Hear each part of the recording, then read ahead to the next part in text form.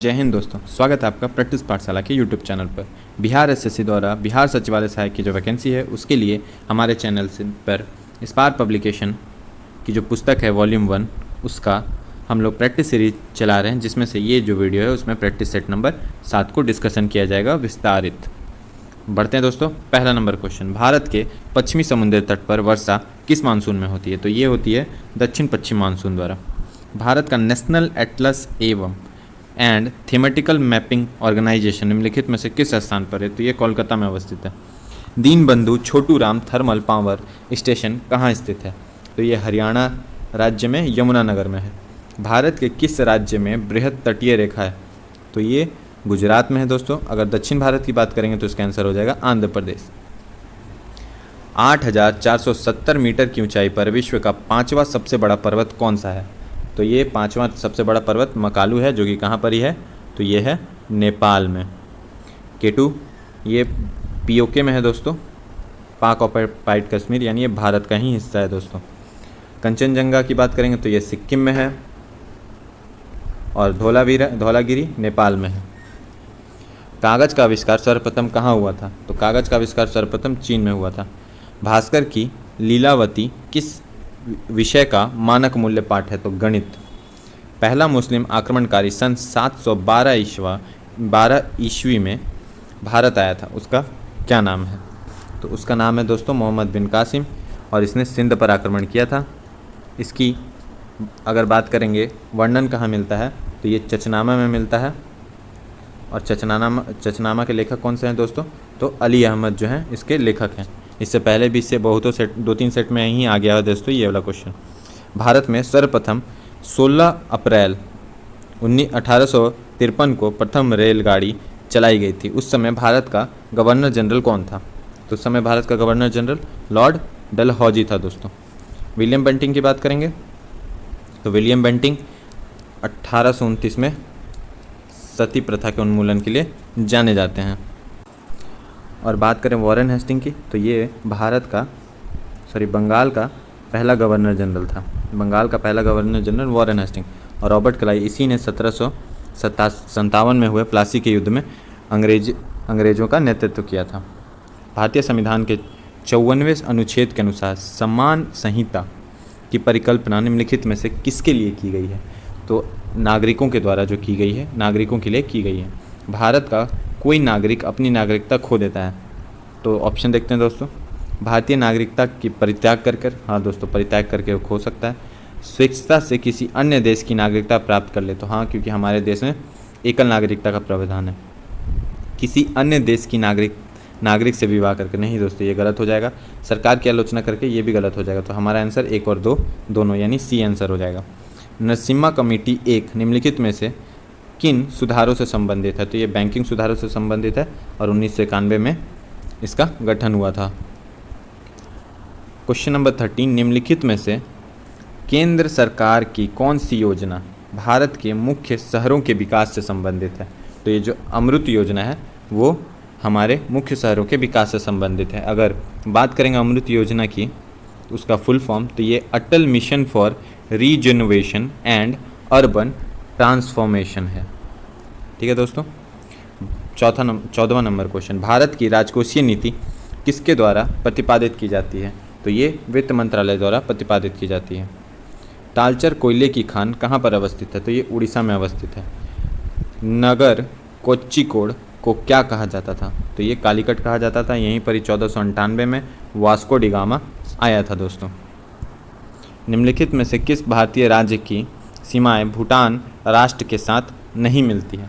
तो ऑप्शन देखते हैं। सिक्किम मिलती है, अरुणाचल प्रदेश मिलती है, मेघालय नहीं मिलती दोस्तों, और पश्चिम बंगाल में मिलती है। और एक है दोस्तों असम, इसकी सीमाएं मिलती हैं। तो भूटान से कितने 4 राज्यों की सीमा मिलती है, सिक्किम, अरुणाचल प्रदेश, असम और वेस्ट बंगाल। किस कारण से दिन और रात होता है? तो दिन और रात पृथ्वी के घूर्णन से का कारण होता है। अगर परिभ्रमण की बात करेगा माफ़ करेंगे दोस्तों, तो वो होता है ऋतु परिवर्तन जो होता है परिक्रमण या परिभ्रमण के कारण। निम्नलिखित में से खरीफ की फसल कौन सी है? तो खरीफ की फसल जो बाजरा है ये खरीफ की फसल है, और बाकी गेहूँ, सरसों, जौ जो है रबी की फसल है। तो खरीफ की फसल की और ध्यान देंगे तो खरीफ की फसल जो है उसको हम लोग कब लगाते हैं दोस्तों? तो इसे जून जुलाई में लगाते हैं, यानी अभी जो है खरीफ का सीज़न है दोस्तों, और इसे काटेंगे कब, तो अक्टूबर नवंबर में हम इसे काटेंगे। ये जितने भी जो खरीफ के फसल होते हैं उसमें पानी की मात्रा ज़्यादा चाहिए होता है दोस्तों। नासा के मानव रहित यान जूना किस ग्रह का परीक्षण किया, तो जूना जो है दोस्तों किस ग्रह का परीक्षण किया है, तो ये बृहस्पति ग्रह का परीक्षण किया है। राज्यसभा में चुनाव के लिए अपेक्षित न्यूनतम आयु क्या है, तो 30 वर्ष। अगर राज्यसभा की और देखेंगे तो राज्यसभा आर्टिकल 80 में है, 80 में, और संसद 79 और लोकसभा 81 में। इसको जो राज्यसभा को उच्च सदन भी बोलते हैं और लोकसभा को निचली सदन या निम्न सदन बोलते हैं। ऋग्वेद काल में ग्राम प्रमुख को क्या कहते थे, तो ग्राम प्रमुख को ग्रामणी कहते थे। लोदी राजवंश का अंतिम शासक कौन था, तो लोदी वंश का अंतिम राज शासक इब्राहिम लोदी था। 1526 में हुए पानीपत के पहले युद्ध, प्रथम युद्ध में इब्राहिम लोदी और बाबर का सामना हुआ था, जिसमें बाबर विजयी रहा और इब्राहिम लोदी की मृत्यु हो गई थी। नीति आयोग का अध्यक्ष यानी चेयरमैन कौन होता है, तो ये जो प्रधानमंत्री होता है वो चेयरमैन होता है दोस्तों। जहांगीर का मकबरा कहाँ अवस्थित है, तो जहांगीर का मकबरा लाहौर में अवस्थित है। अब कुछ इंपॉर्टेंट मकबरे देख लेते हैं दोस्तों, ध्यान देंगे यहाँ पर ये भी 1 मिनट के लिए। अगर बाबर की बात करेंगे तो बाबर को पहले आगरा में दफनाया गया था, उसके बाद फिर उसे काबुल में शिफ्ट कर दिया गया, यानी अगर बाबर का मकबरा बोलेगा तो कहाँ पर ये, तो काबुल में। फिर बात करते हैं उसके बेटे हुमायूं की, तो हुमायूं जो है इसका कहाँ पर है, तो दिल्ली में। फिर अकबर की बात करेंगे तो अकबर का फतेहपुर सिकरी में। जहांगीर की बात की तो वो हो गया लाहौर। उसके बाद शाहजहाँ का कहाँ है, तो आगरा में। शाहजहाँ के बाद औरंगजेब का कहाँ है, तो औरंगाबाद महाराष्ट्र में है। कहाँ पर है, तो औरंगाबाद महाराष्ट्र में है। एक बसते हैं शेरशाह सूरी, जो बाबर और हुमायूं के बीच में आए थे, तो उनका क्या था, तो सासाराम जो है वहाँ पर अवस्थित है, बिहार में। भारत में कौन सा परमाणु शक्ति स्टेशन पूरी तरह से देशज रूप से बनाया गया है, तो ये कलपक्कम जो है उसको देशज रूप से बनाया गया है। ये कहाँ पर है, तो तमिलनाडु में है। श्री हरिकोटा क्षेत्र कहाँ पर है, तो ये उड़ीसा में है, सॉरी आंध्र प्रदेश में दोस्तों। तारापुर जो शक्तिगिरी है वो महाराष्ट्र में है और ये भारत का पहला परमाणु रिएक्टर था। रिएक्टर बोलने से दोस्तों यहाँ पर ही शक्तिगिरी था। नारोरा बोलेंगे तो ये उत्तर प्रदेश में अवस्थित है। अफ्रीका के पूर्वी तट पर तंजानिया के पास समुद्र में कौन सा द्वीप अवस्थित है, तो जो जंजीबार है वो तंजानिया दोस्तों। अगर आप मैप देखेंगे तो ये यहाँ पर ये अफ्रीका कॉन्टिनेंट हो गया, यहाँ मेडगास्कर हो गया और यहाँ पर ये स्थित है जंजीबार। और बाकी जो है मालदीव, मॉरिशस और सेशल्स सब हिंद महासागर में है। कहाँ है दोस्तों, तो सब हिंद महासागर में है। ऑस्कर पुरस्कार जीतने वाले प्रथम भारतीय व्यक्ति कौन थे, तो भानु अथैया जो हैं उनको पहला बार ऑस्कर मिला था, जो एक भारतीय थे। और इनको किसके लिए मिला था, तो गांधी मूवी के लिए मिला था। श्रम विभाजन की अवधारणा का समर्थन किसने किया था, तो स्मिथ ने श्रम विभाजन की अवधारणा का समर्थन किया था। निम्नलिखित में से कौन सा मांग का प्रत्यक्ष निर्धारक नहीं है, तो यानी डिमांड का डायरेक्ट, तो डायरेक्ट दोस्तों बचत जो है डायरेक्ट ना होकर इनडायरेक्ट है। अमृतसर का प्रसिद्ध स्वर्ण मंदिर किसने बनाया था, तो ये गुरु अर्जुन देव ने बनाया था और ये 5वें गुरु थे सिखों के। और इनकी बात करेंगे गुरु अर्जुन देव की, तो इनकी हत्या जो है जहांगीर द्वारा करा दी गई थी। गुरु नानक देव की बात करेंगे तो ये सिखों के प्रथम गुरु और सिख धर्म के संस्थापक हैं। इन्होंने ही लंगर व्यवस्था की शुरुआत की थी दोस्तों। गुरु गोविंद सिंह की बात करेंगे तो 10वें और अंतिम गुरु हैं। गुरु तेग बहादुर ये 9वें गुरु हैं और इनकी हत्या औरंगजेब द्वारा करा दी गई थी। तो याद रखेंगे गुरु अर्जुन देव 5वें गुरु, जहांगीर द्वारा हत्या, तेग बहादुर 9वें गुरु और औरंगजेब द्वारा हत्या। संविधान का कौन सा भाग नागरिकता के प्रावधान से संबंधित है, तो जो दूसरा है वह नागरिकता के प्रावधान से संबंधित है। तीसरा फंडामेंटल राइट्स यानी मौलिक अधिकार, चौथा नीति निर्देशक तत्व और पांचवा संघ की कार्यपालिका और संघ की शक्तियों से संबंधित है। लोकतांत्रिक विकेंद्रीकरण का आशय पंचायत से है दोस्तों। स्थानीय सरकार जो है पंचायत से, इसको 73वां संविधान संशोधन द्वारा पंचायत को संवैधानिक मान्यता दी गई है। 1992 में यह अधिनियम हुआ था दोस्तों और 24 अप्रैल को 1993 में इसे लागू किया गया था। इसीलिए 24 अप्रैल को क्या मनाते हैं दोस्तों, पंचायती राज दिवस के रूप में मनाते हैं। निम्नलिखित में से कौन सा हड़प्पा व्यापार केंद्र था। तो कौन था? जो लोथल था वो था। और कहाँ पर है ये दोस्तों? तो गुजरात में अवस्थित है। राजनीति के निम्न निर्देशों सिद्धांतों में से कौन सा गांधीवादी दर्शन का पर आधारित है? तो जो ग्राम पंचायत की योजना है ये आर्टिकल 40 में है, ये गांधीवादी से संबंधित है। कौन कौन सा आर्टिकल? तो नीति निर्देश में 40, 43, 46, 47 और 48 ये आर्टिकल गांधीवादी दर्शन से संबंधित है। ये आर्टिकल आपको याद रहना चाहिए दोस्तों। बढ़ते हैं आगे।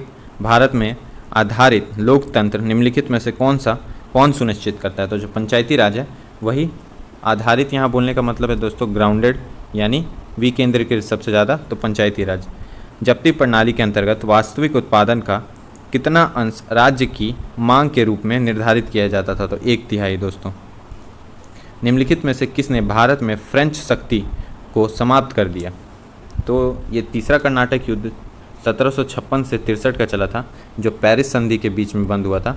इन्हीं के बीच वाडीवॉस का युद्ध हुआ था दोस्तों, जो 1760 में हुआ था। इसमें अंग्रेज और फ्रेंच भिड़े थे भारत में, जिसमें फ्रेंच बुरी तरह से पराजित हुए तथा अंग्रेज़ों की जो उनके ऊपर सत्ता स्थापित हो गई। तो इसका आंसर हो जाएगा दोस्तों वाडीवॉस। वाडीवॉस कर्क रेखा नहीं गुजरती है, तो पाकिस्तान से नहीं गुजरती है, भारत, बांग्लादेश और म्यांमार से गुजरती है। निम्नलिखित में से कौन सा एक आदेश किसी व्यक्ति के गैर कानूनी ढंग से बंदी बनाए जाने पर उसकी स्वतंत्रता सुनिश्चित करने के लिए उच्चतम न्यायालय द्वारा जारी किया जाता है? तो बंदी प्रत्यक्षीकरण जो है, जो रीट है दोस्तों, आर्टिकल 32 द्वारा सुप्रीम कोर्ट जारी करता है, उसके द्वारा ये क्रियाएं होती हैं। अगर 226 की बात करेंगे तो ये हाई कोर्ट जारी करता है दोस्तों। रीट 5 प्रकार के होते हैं, जिसमें से 4 आपको दिख रहे हैं और एक प्रतिषेध। निम्नलिखित में से कौन सी नदी दक्षिण से उत्तर की ओर बहती है? जो सोन नदी है वो दक्षिण से उत्तर की ओर बहती है, यानी अमरकंटक मध्य प्रदेश से निकलकर गंगा में जाके मिलती है पटना में। कलिंग युद्ध के बाद निम्नलिखित में से किसने महाराजा अशोक के रूपांतरण को दर्ज किया? निम्नलिखित में से किसने महाराजा? तो जो रॉक एडिक्ट यानी जो शिलालेख है 13वां, वो उसमें कलिंग युद्ध का वर्णन है। हर्षवर्धन की आरंभिक राजधानी कहाँ थी? तो आरंभिक राजधानी थानेश्वर थी और बाद में उसने परिवर्तित करके कहाँ पर कर लिया था? कन्नौज। माय अनफॉरगेटेबल मेमोरी किसकी आत्मकथा है? तो वेस्ट बंगाल के सीएम ममता बनर्जी की है ये। दक्षिणी सूडान की राजधानी खार्तूम। अत्यधिक प्रदूषण उद्योग किस कोटि में आते हैं? तो लाल। ऑस्ट्रेलिया में प्रभंजन यानी हरिकेन एक प्रकार का क्या नाम है? तो हरिकेन का जो ऑस्ट्रेलिया में नाम है दोस्तों वो है विली विली या विली विलीज बोलते हैं इसको, वो है। टाइफून बोलेंगे तो ये चीन वाला, जो चीन और जापान वाला क्षेत्र है दोस्तों, इसमें बोलते हैं। और एक होता है दोस्तों टॉर्नेडो। टॉर्नेडो की बात करेंगे तो टॉर्नेडो हिंद महासागर वाला क्षेत्र जो आता है उसमें टॉर्नेडो चक्रवात को बोलते हैं। तो याद रखेंगे ऑस्ट्रेलिया में जो चक्रवात आता है उसको विली विली, अगर चीन, जापान और दक्षिणी चीन सागर में आएगा तो टाइफून, टॉर्नेडो बोलेंगे हिंद महासागर वाले को। और एक चक्रवात आता है जिसको बोलते हैं हरिकेन, ये अटलांटिक महासागर में आता है तो उसको बोलते हैं हरिकेन। भारत में पशुपालन एवं कृषि के प्राचीनतम साक्ष्य कहाँ से मिले? तो ये मेहरगढ़ से मिले हैं। करगम कहाँ का लोक नृत्य है? तो ये तमिलनाडु का लोक नृत्य है। केरल का मोहिनीअट्टम, आंध्र प्रदेश का कुचिपुड़ी, कर्नाटक का यक्षगान, कथकली भी दोस्तों केरल का है। और अगर कथक पूछ देगा तो उसका आंसर चेंज होकर यूपी हो जाएगा। तो कथक उत्तर प्रदेश, कथकली केरल। भारत के मुख्य भाषा को किस अनुसूची में शामिल किया गया है? तो दोस्तों ध्यान देंगे यहाँ पर ही, जो 7वीं अनुसूची है, माफ़ करेंगे 8वीं अनुसूची जो है दोस्तों, उसमें मूल्य रूप से 14 भाषाओं को इंक्लूड किया गया था, लेकिन कुछ संविधान संशोधन किए जिसके माध्यम से टोटल अभी भाषाओं की संख्या बोलेंगे तो 22 है। तो देखते हैं कैसे हुआ। तो देखिए 21वां संविधान संशोधन 1967 में सिंधी को जोड़ा गया दोस्तों, सिंधी भाषा को। तो टोटल कितना हो गया? 15। फिर दोस्तों 71वां संविधान संशोधन 1992 में 3 बोर्ड जोड़े गए, नेपाली, मणिपुरी और दोस्तों एक और कोंकणी। तो याद रख लेंगे दोस्तों नेपाली, मणिपुरी, कोंकणी, इसको इस शॉर्ट में याद कर लेंगे नमक। फिर अगर बात करेंगे आखिरी, तो आखिरी हुआ था 92वां संविधान संशोधन 2003 में। इसके द्वारा 4 भाषाएं MSDB यानी मैथिली, संथाली, डोंगरी और बोडो, ये चारों जोड़े गए थे। तो इसके अनुसार अभी कितना हो गया दोस्तों, अभी तक वर्तमान में 22 भाषाएं शामिल है 8वीं अनुसूची में। तो दोस्तों यहाँ पर ही हमारा प्रैक्टिस सेट 7 खत्म हुआ। वीडियो कैसा लगा दोस्तों कमेंट में ज़रूर बताइएगा। कुछ सुधार हैं तो उसको भी कमेंट में लिखिएगा, हमारी टीम उसमें सुधार करने की कोशिश करेगी। अगर वीडियो अच्छा लगा हो तो शेयर कर दें, लाइक कर दें और दोस्तों सब्सक्राइब करके ज़रूर जाएँ।